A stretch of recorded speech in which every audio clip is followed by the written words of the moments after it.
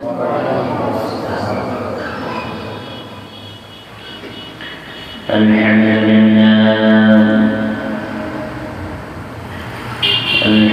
لله وكفى وسلام على عباده الذين اصطفى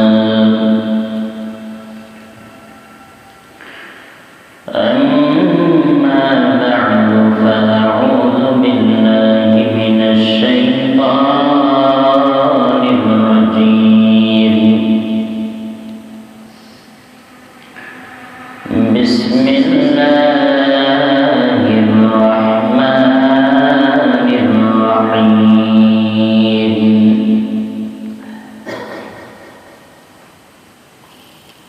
سبحان الذي أسرى بعبده ليلا من المسجد الحرام إلى المسجد الأقصى الذي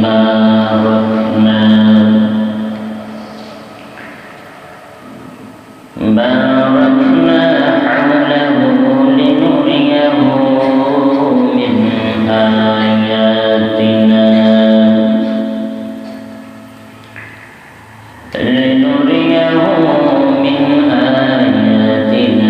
إنه هو السميع البصير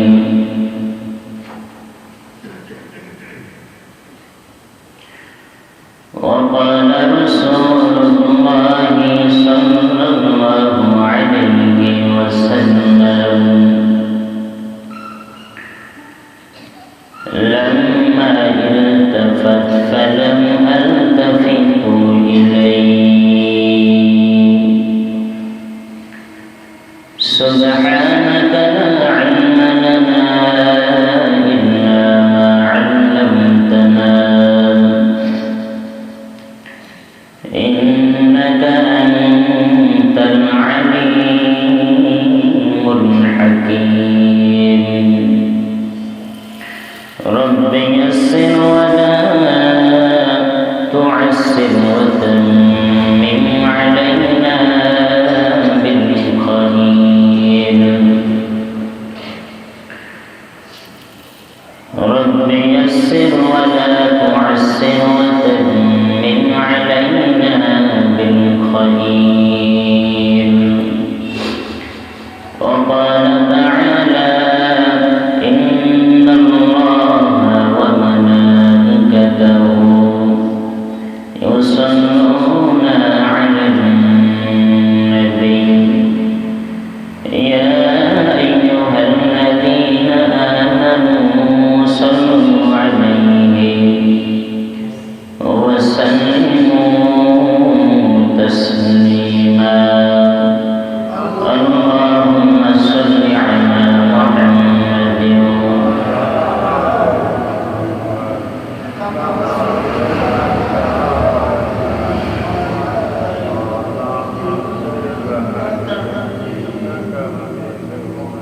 اللهم بارك على محمد وعلى آل محمد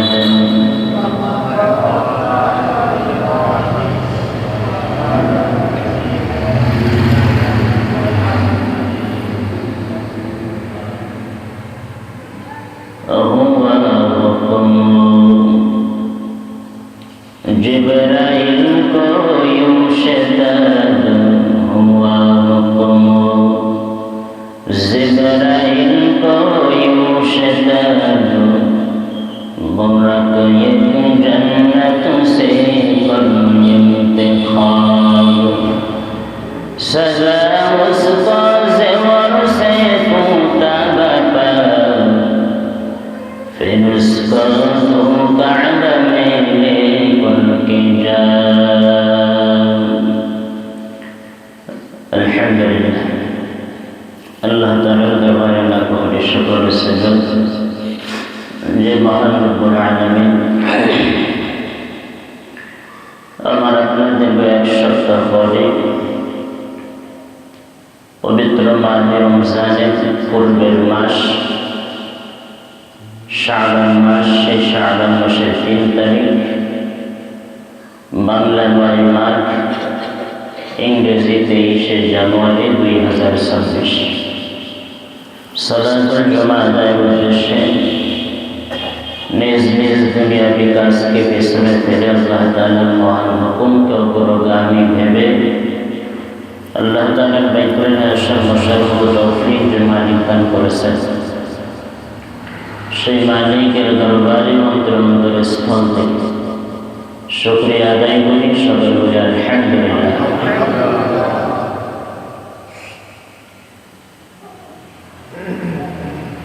সম্মানিত মুসলিম কারাম, আমি আপনাদের সামনে সূরা বনী ইসরাঈল শুরু থেকে কিছু অংশ তেলাওয়াত করেছি। পয়গম্বরের অসংখ্য মেহরবানি হাদিস থেকে হাদিসের অংশ বিশেষ পাঠ করেছি।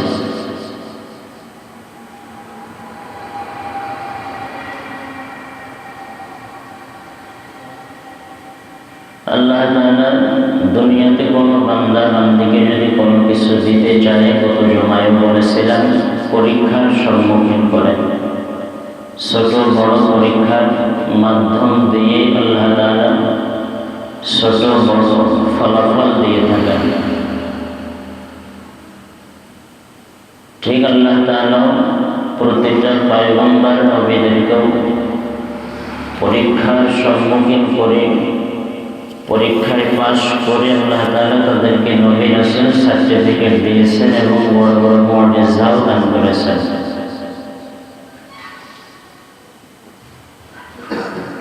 সমস্ত নবীদের মেরাজ অলৌকিকত্ব আল্লাহ তাআলা দুনিয়ার জমিনে দেখিয়েছেন,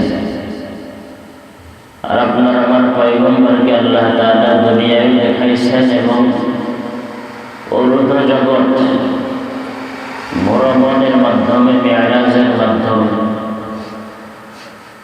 আল্লাহ তাআলা পুরস্কার দেওয়ার জন্য তার নিজ জায়গা পর্যন্ত পয়গম্বরকে দাওয়াত করে নিয়ে গিয়েছে। সুবহানাল্লাহ।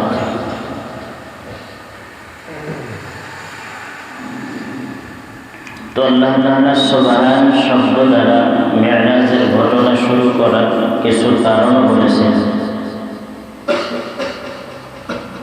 মৌলিক যত ইবাদত আছে, সকল ইবাদতের ভিতরে 1 নম্বর দাবি ইবাদত কালিমা গ্রহণ করার পরে নামাজ। কি বলেন আপনারা? নামাজ হলো বড় ইবাদত।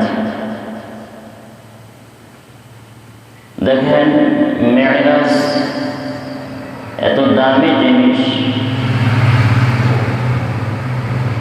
জিনিস হওয়ার কারণে দামি ঘটনা, দামি ব্যক্তির পিছনে, দামি পয়গম্বরের পিছনে দামি ঘটনা মেরাজ করেছেন। এই জন্য দামি ঘটনা বলতে যে আল্লাহ তাআলা সূরা সুবহান শব্দ দিয়ে শুরু করেছেন। ইবাদতের ভিতরে নামাজ মৌলিক ইবাদতের ভিতরে 1 নম্বর।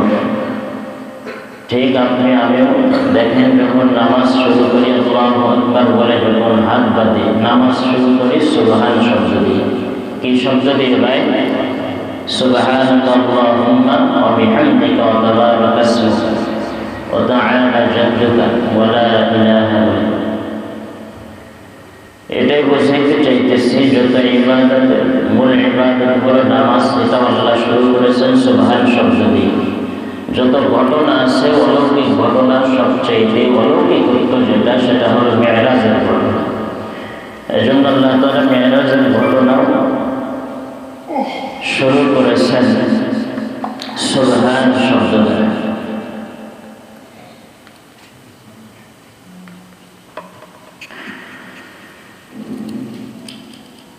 গত সময় আলোচনা কিছু শুরু করেছিলাম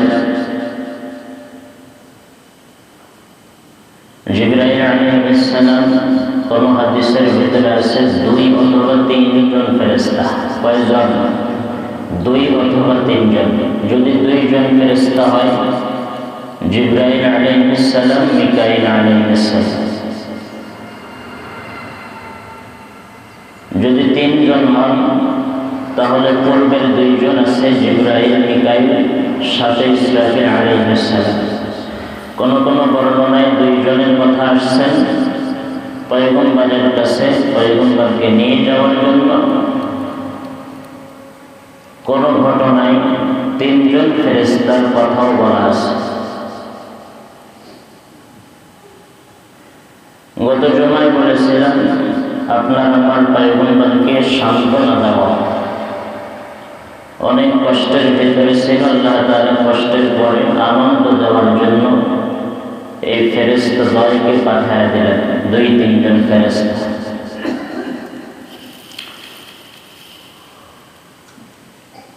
আপনার আমার পয়গম্বর তখন 3টা মতামত আছে, তার ভিতরে চাচাতো বোন উম্মে হানির ঘরে ঘুমানো অবস্থায় ছিল, ঘুমান্ত অবস্থায়।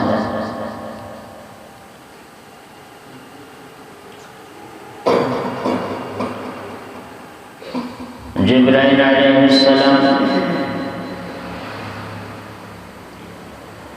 উম্মে হানির ঘরে ছাদ বা ছাউনি ছিদ্র করে দরজা দিয়ে না এসে উপর থেকে আগমন করলেন পয়গম্বর যে ঘরে ঘুমিয়ে আছেন ওই ঘরে।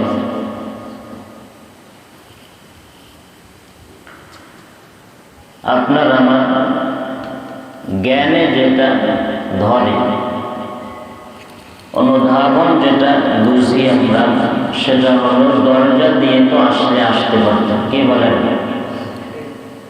আসলে মানুষ, আমরা একজনের কোন কক্ষের ভিতরে ঘরের ভিতরে যদি ছাদ ভেঙে চাল ভেঙে যদি ঢুকে, এটা কি ভালো হবে না খারাপ হবে? এটা ভালো দিক নাই। তো এখানে মুফাসসিরিনে কেরাম ব্যাখ্যা করেছেন যে উপর থেকে আসার দ্বারা এটাই বোঝাইতেছেন যে আজকে তোমার সাথে এখন থেকে নিয়ে শেষ পর্যন্ত উপর থেকে আসার কারণ বলতেছে। যে কারণ কি? কারণ হলো এটা বোঝাইতেছেন যে আজকে থেকে নিয়ে শেষ পর্যন্ত যত ঘটনা ঘটবে এটা স্বাভাবিক কোনো ঘটনা না, অলৌকিক ঘটনা তোমার সাথে ঘটানো হবে। এজন্য দরজা দিয়ে না এসে ফেরেশতারা উপর দিয়ে প্রবেশ করবে, এটা ব্যাখ্যা করেছেন।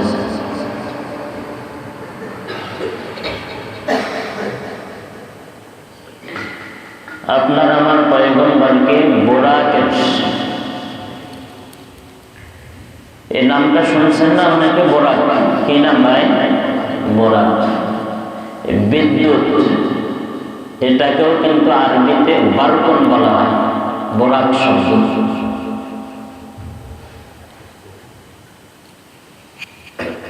বিদ্যুৎ সেকেন্ডের ভিতরে শুধু ঠেকরা এলাকায় যায় না, অনেক দূর পর্যন্ত ওই গতি। বলেন 1 সেকেন্ডে অনেক গতি কিনা? তো এটা বোরাক বিদ্যুৎ বুঝাইছে। আল্লাহ তাআলা জান্নাত থেকে বোরাকের মাধ্যম দিয়ে বোরাক পাঠিয়ে দিলেন।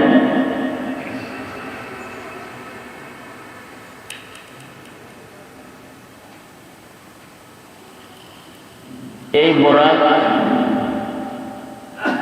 সামনে জিবরাইল আলাইহিস সালাম, মাঝে আছেন আপনার আমার পয়গম্বর, এবং পিছনে মিকাইল আলাইহিস সালাম।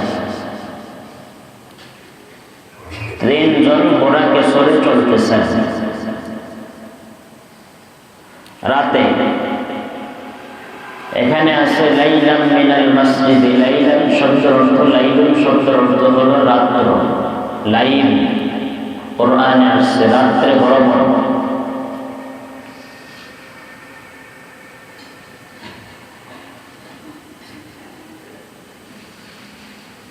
তিনজন চলতেছেন। আপনার আমার পয়গম্বর দেখলেন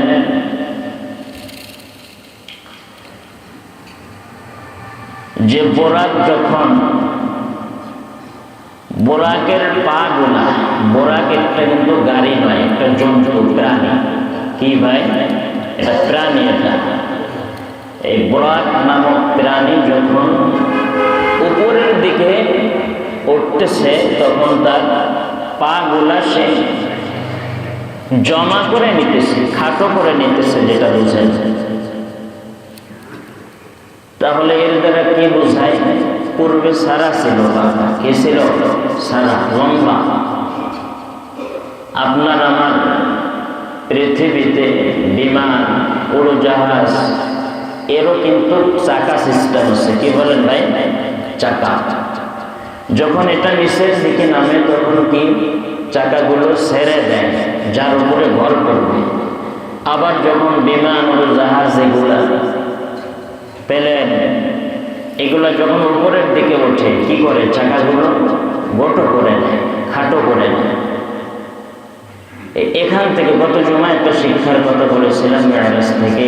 2 নম্বর মেরাজের ঘটনা থেকে এখান থেকে একটা শিক্ষা, যে বিমান ও জাহাজ যেগুলা পৃথিবীতে তৈরি করেছে আবিষ্কারের পদ্ধতি, ওই মেরাজের ওই ঘটনা, ওই জন্তু বোরাকের ওঠার সময় পা গুলো খাটো করে নেয়, আবার যখন নামে আবার লম্বা করে দেয়, ছেড়ে দেয়। এই বিজ্ঞান যা কিছু তৈরি করেছে ইসলাম থেকে, ইসলামী ঘটনাগুলি থেকে সে আবিষ্কার করেছে, তৈরি করেছে, অনেক জ্ঞান হাসিল করেছে। কোরআন গবেষণা করে, নবীর আদর্শ অলৌকিকত্ব ঘটনা তারা পড়ে, গবেষণা করে তারা এত কিছু তৈরি করতে পারে।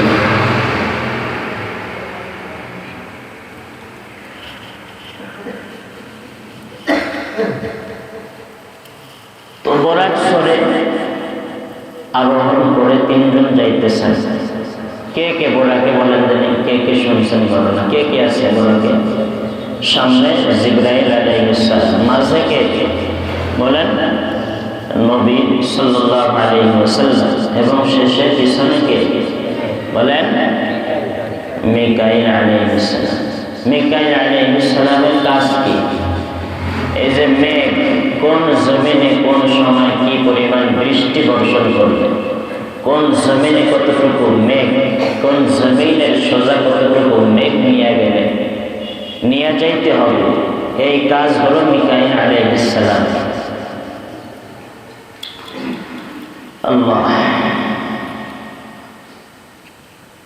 তাহলে বোরাক এটা কোনো গাড়ি না, এটা জন্তু বলেন? এটা ওঠার সময় কি করে? নিজের পাকে খাটো করে দেয়, যখন নিচে নামে তখন পাটা ছেড়ে দেয়। এবার আপনার আমার পয়গম্বর জিবরাইল, মিকাইল ফেরেশতারা চলতেছেন। চলতে চলতে হাতিমে কাবার কাছে নিয়ে গেলেন। কোথায়? হাতিমে কাবা, বাইতুল্লাহর পাশে জমজম কূপের পাশে নিয়ে গেলেন। কোথায়? জমজম কূপের। ওখানে আপনার আমার পয়গম্বরকে বোরাক থেকে নামাইয়া ফেরেশতারা হেলান দিয়া বসাইলেন নবীজি। নবীজির তন্দ্রা ভাব চলে আসলো। তন্দ্রা কাকে বলে? সম্পূর্ণ ঘুমরে তন্দ্রা বলে না, ঘুমের আগে যে ভাবটা আসে এটার নাম হলো তন্দ্রা। তো তন্দ্রা ভাব আপনার আমার পয়গম্বরকে ফেরেশতারা এই সিনা মোবারক চাট করার জন্য বক্ষ বিদারণ বলা হয় বাংলা, অস্ত্র দ্বারা বুক ফেড়ে ফেললেন, কেটে ফেললেন। কাটার পরে 2টা পাত্র, কয়টা পাত্র? 2টা। একটা হলো স্বর্ণের আর একটা হলো রূপার। এবার এই 2টা পাত্র কি রাখলো? মুফাসসিরিনে কেরাম ব্যাখ্যা করেছেন যে একটা পাত্রে নবীজির কলব রাখছেন, অন্তর বলে। কলব মানে কি? অন্তর। আলা ইন্না ফিল জাসাদি লামুদগাহ ইযা সালুহাত সালুহাল জাসাদু কুল্লুহু ওয়া ইযা ফাসাদাল জাসাদু কুল্লুহু আলা ওয়া ওয়াহিয়াল কলব। কলব কাকে বলে এটা আরবিতে কলব বলা হয় একটা গোশতের টুকরা। যদি বান্দা বান্দি ভালো কাজ করে কলবের চেহারাটা সৌন্দর্য থাকে, যদি বান্দা বান্দি খারাপ কাজ করে কালো হয়ে যায়। আলা ওয়াহিয়াল কলব, ওইটা হলো কলব। মুফাসসিরিনে কেরাম বলেন একটা পাত্রে কলবকে রাখলেন এবং আরেকটা পাত্রে ঈমান এবং হিকমতকে রাখলেন। কি রাখলেন? ঈমান আর হিকমত একটা পাত্রে, আরেকটা পাত্রে কলব রাখলেন। কেন? নবীজির কলব কি অপবিত্র এজন্য নয়, নয়। এখান থেকে ঊর্ধ্ব গমনে ওই আবহাওয়া ওইখানের অবস্থায় কলবকে ফিরিয়ে আনার জন্য। কেন দৌড় করলেন? দুনিয়ার হালাত অবস্থা আবহাওয়া কি উপরের সাথে মিলবে কোনো সময়?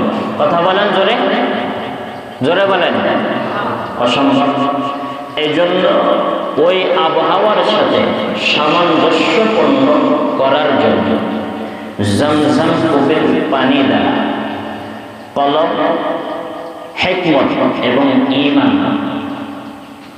এগুলাকে পরিষ্কার করবে, ওইখানের উপযুক্ত করার জন্য পরিষ্কার।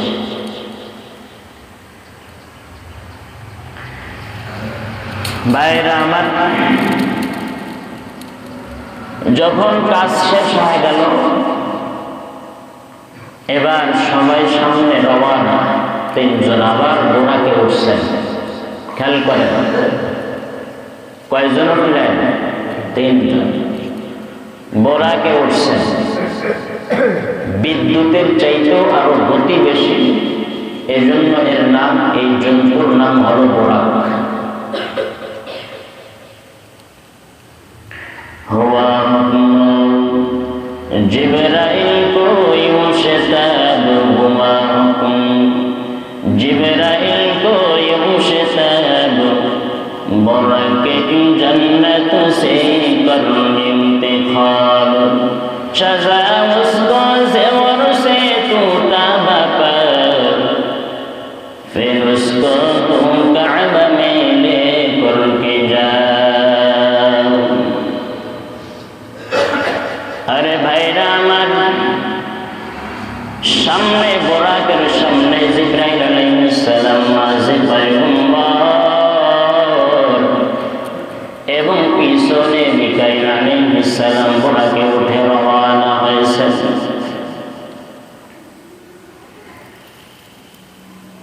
বোরাকে এবার তিনজন রওনা। ঊর্ধ্ব গমনের দিকে বোরাকে চড়ে চলতেছে। এখন বাইতুল মুকাদ্দাসে কিন্তু যায় নাই। তিনজন চলতে চলতে একটা সাদা জমিন দেখতেছেন। সাদা জমিনে জিবরাইল আলাইহিস সালাম ফেরেশতারা এবং পয়গম্বর সকলে অবতরণ করলেন। এখন কিন্তু আসমানে যায় না, উপরে উঠছে, যাইতেছেন, চলতে প্রতিমধ্যে অনেক ঘটনা। মানুষ জাহান্নামে গেলে কি গুনাহ করলে কি শাস্তি দেওয়া হবে, বাইতুল মুকাদ্দাসে যাওয়ার আগে পয়গম্বরকে তার নিদর্শন কিছু আল্লাহ দেখাইবেন। এখনো বাইতুল মুকাদ্দাসে যায় নাই, তার পূর্বে এবার ওই সাদা জমিনের ভিতরে নামলেন। সাদা জমিনে যখন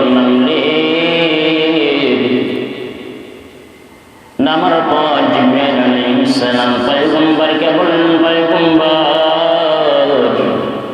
সাল্লি হুনাকা রাকাতাইন, আপনি 2 রাকাত নামাজ আদায় করেন। কয় রাকাত? আরো জোরে বলেন, কয় রাকাত? 2 রাকাত। পয়গম্বর 2 রাকাত নামাজ আদায় করলেন। এবার পয়গম্বর 2 রাকাত নামাজ আদায় করার পর ফেরেশতা জিবরাইল আলাইহিস সালামকে জিজ্ঞাসা, জিবরাইল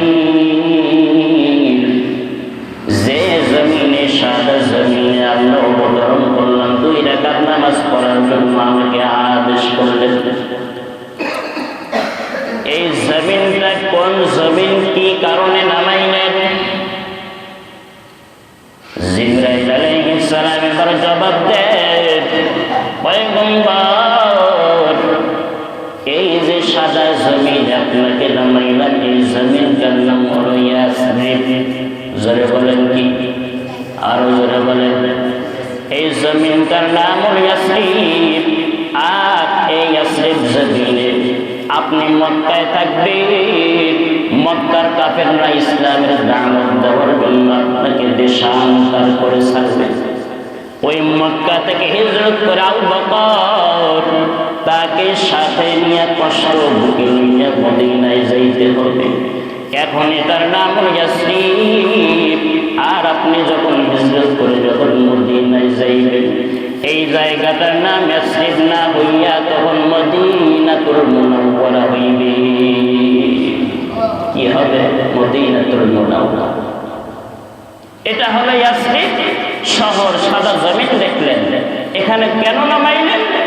বলে আপনাকে এজন্য দেখানো হইতেছে যে মক্কার কাফের মুশরিক কোরআনের দাওয়াত দেওয়ার কারণে আপনাকে দেশ থেকে তাড়ায় দেয়। তো এই যে দেশে আপনাকে তাড়ায় দিবে কোরআনের দাওয়াত দেওয়ার জন্য, সেই জমিনটা আপনাকে একটু দেখানো আল্লাহ। এজন্য প্রতিমধ্যে ইয়াসরিব মদিনায় আপনার একটু পথের ধুলি লাগানোর জন্য, পরিচয় করানোর জন্য আল্লাহ এখানে নামাইলেন। সুবহানাল্লাহ। এবার সামনের দিকে রওনা। জিবরাইল, মিকাইল এবং পয়গম্বর আবার বোরাকে চড়ে সামনের দিকে রওনা হয়েছেন। এখন মদিনায় বাইতুল মুকাদ্দাসে গেছে, এখনো যায় না। পয়গম্বর এবার রওনা হয়েছে, বোরাকে উঠায় সামনের দিকে রওনা হয়েছে। সামনে যাইতে যাইতে আবার বোরাক থেকে নিচে নামলেন। নিচে নামার পর দেখে একটা রাস্তা দেখা যায়, ওই রাস্তা দিয়ে যাইতেছেন। যাইতে যাইতে একটা বৃদ্ধ বুড়া মানুষ পয়গম্বরকে ডাকতেছেন। এবার যখন ওই বুড়া যখন বৃদ্ধ যখন পয়গম্বরকে ডাক দিতেছেন, জিবরাইল আলাইহিস সালাম বলতেছেন, পয়গম্বর, ওই বৃদ্ধ মানুষ যে আপনাকে ডাকতেছেন, এটার ডাকে আপনি সাড়া দিবেন না। কি করলেন? আপনি সাড়া দিবেন। পয়গম্বর ব্যাখ্যা শুনতে চায়, বলে আপনি সামনের দিকে চলেন। লাম্মা ইলতাফাত ফালাম আলতাফিতু ইলাইহি, ডাকে সাড়া দেওয়া যাবে না।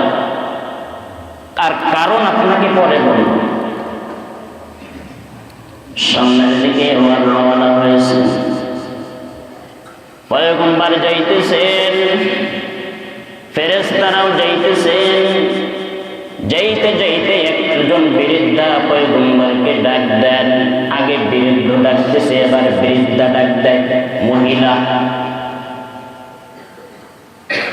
জিবরাইল বলে, পয়গম্বর, ওই বৃদ্ধাও আপনাকে যে বৃদ্ধ যেমন ডাক দিয়েছিল, বৃদ্ধাও ডাক দিতেছে, আপনি ডাকে সাড়া দিবেন না। আবার পয়গম্বর এবং ফেরেশতারা সামনের দিকে রওনা হয়েছে। সামনের দিকে যখন রওনা, একজন সুন্দরী রূপসী নারী পয়গম্বরকে ডাক দিতেছেন। জিবরাইল বলে, আপনি ডাকে সাড়া দিবেন না। ভাইরা আমার, এবার পয়গম্বর একের পরে এক ব্যাখ্যা শোনার জন্য জিবরাইলকে বললেন, জিবরাইল, ওই যে বৃদ্ধকে দেখলাম, বৃদ্ধ আমাকে ডাক দেয়, আপনি ডাকে সাড়া দিতে নিষেধ করেছেন, এই বৃদ্ধ আসলে কি বুঝাইতেছে? জিবরাইল জানায় দেন, পয়গম্বর, এই বৃদ্ধ যেটা আপনাকে ডাক দিতেছেন, এটা হলো ইবলিস, শয়তান। জোরে বলেন কি? ইবলিস। আপনি যদি ওই বৃদ্ধর ডাকে যদি সাড়া দিতেন, আপনার সমস্ত উম্মতগুলো কিন্তু দুনিয়াতে সবাই শয়তানের কথা শুনবে, সবাই। এবার পয়গম্বর বলে, জিবরাইল, ওই যে সামনের দিকে আর একটু রওনা হইতেছেন, একজন বৃদ্ধা ডাক দিয়েছে, আপনি নিষেধ করেছেন। এই বৃদ্ধাটাকে জিবরাইল বলে, পয়গম্বর, এই যে বৃদ্ধাকে আপনি দেখছেন, এই বৃদ্ধাটা হলো বদআমল, খারাপ আমল। দ্বিতীয় ব্যাখ্যা করেছেন, এটা হলো দুনিয়া, এটা হলো দুনিয়া, এটা হলো দুনিয়া, তথা দুনিয়া দ্বারা এটা বোঝাইতেছেন, ওই বৃদ্ধা দ্বারা এটাই বোঝাইতেছেন দুনিয়ার বেশি দিন নয়, পয়গম্বর, দুনিয়া তাড়াতাড়ি শেষ হয়ে যাবে, কিয়ামত খুব নিকটবর্তী এসে যাইতেছে। ওই বৃদ্ধার দ্বারা দুনিয়া বুঝাইছে যে দুনিয়ার বেশি দিন নয়, দুনিয়া তাড়াতাড়ি শেষ হয়ে যাবে, দুনিয়াটা হলো স্থায়ী নয়। এবার পয়গম্বর জিবরাইলকে বলে, জিবরাইল, একজন সুন্দরী রূপসী নারী আমাকে ডাক দিয়েছিল, আপনি ডাক আমাকে সাড়া দেওয়ার জন্য নিষেধ করেছেন। এই সুন্দরী রূপসী নারীটা কি? জিবরাইল বলে, পয়গম্বর, ওই যে সুন্দরী রূপসী নারীকে তোমাকে দেখানো হয়েছিল, যে নারী তোমাকে ডাক দিয়েছিল, এই নারী আর কেউ নয়, এই নারীটা হলো দুনিয়ার সৌন্দর্য। এর সৌন্দর্য, দুনিয়ার সৌন্দর্য। যদি এই নারীর ডাকে যদি আপনি সাড়া দিতেন, আপনার প্রতিটা দুনিয়ার সৌন্দর্যের পিছনে নিজের লালসায় আবদ্ধ হয়ে যাইত। আপনি যেহেতু সাড়া দেন নাই, আপনাকে নিষেধ করা হয়েছে। আপনার কিছু উম্মত দুনিয়ার সৌন্দর্যের পাগল হবে, কিন্তু সব উম্মত দুনিয়ার সৌন্দর্যের পাগল হবে না।